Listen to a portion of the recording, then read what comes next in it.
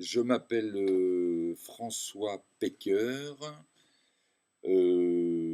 Donc tu viens me voir en tant que personnage public, entre guillemets, Émetteur de messages, donc. émetteur de messages. Alors, voilà, j'ai une position un petit peu particulière, peut-être. Enfin, tout le monde a envie d'en avoir une. Moi, j'ai l'impression que j'en ai une. À savoir que je m'occupe d'un lieu qui s'appelle le point de bascule et qui, de fait, remplit un petit peu la fonction de média. On y accueille des tas de choses très différentes, au point de frottement ou de jonction entre la créativité artistique et l'éco-citoyenneté.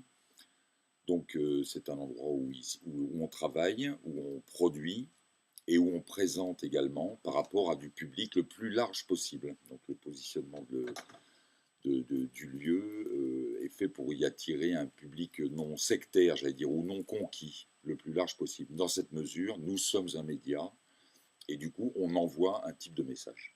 Voilà. Question 1, à qui diffusez-vous vos ou des informations? Alors, la diffusion proprement dite, bien qu'on se défende d'être un lieu de diffusion, la diffusion, je dirais qu'elle se fait en deux fois. Elle se fait d'une manière presque classique par les annonces de propositions qui sont faites au public.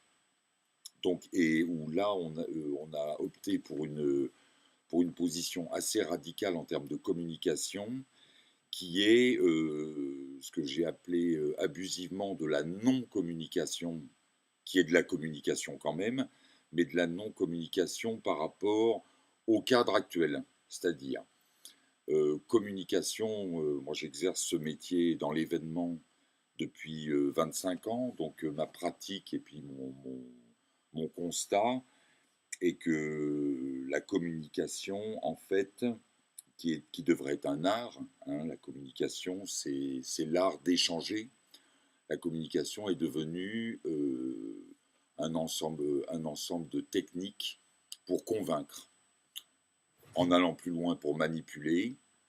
Voilà, donc c'est pour se démarquer de cette tendance-là que la communication se fait dans un premier temps vis-à-vis de personnes qui ont été demandeuses, quelque part, d'informations, c'est-à-dire dans le cadre d'un lieu comme ici, chaque personne qui vient, on lui dit voulez-vous être tenu au courant de nos propositions? Et il y a cette démarche volontaire de dire oui, je suis intéressé à. Donc ça veut dire que nous, on n'est pas intrusif. On ne fait pas de la communication pour tout le monde à l'adresse de gens qui ne l'ont pas demandé. Donc ça veut dire que ça présuppose une attitude de demande, de bienveillance et de curiosité de la part de celui qui va recevoir le message. Ça, c'est la première phase d'envoi d'informations, mais qui est relativement légère par rapport au contenu lui-même. C'est, je dirais, moi, ma démarche, c'est par cette manière de communiquer, c'est une manière de piquer la curiosité. Voilà, puisque il me semble que c'est une des grosses failles, lacunes en ce moment, c'est que, enfin depuis un certain temps malheureusement, pour des tas de raisons, trop d'informations tue l'information, il n'y a plus d'échelle, de niveau entre ce qui est important et ce qui n'est pas, il y a une masse d'informations.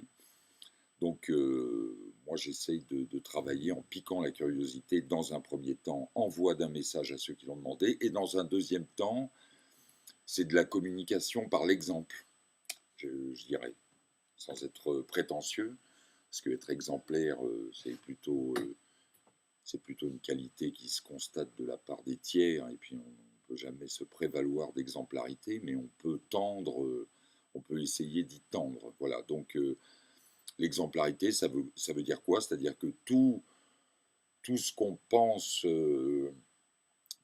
pense nécessaire aujourd'hui en termes d'approche, d'alternative, etc., ne se transforme pas en discours, mais en actes. Et c'est exposer des gens qui viennent pas forcément pour ça, les exposer à cette approche différente, mais qui existe, du coup.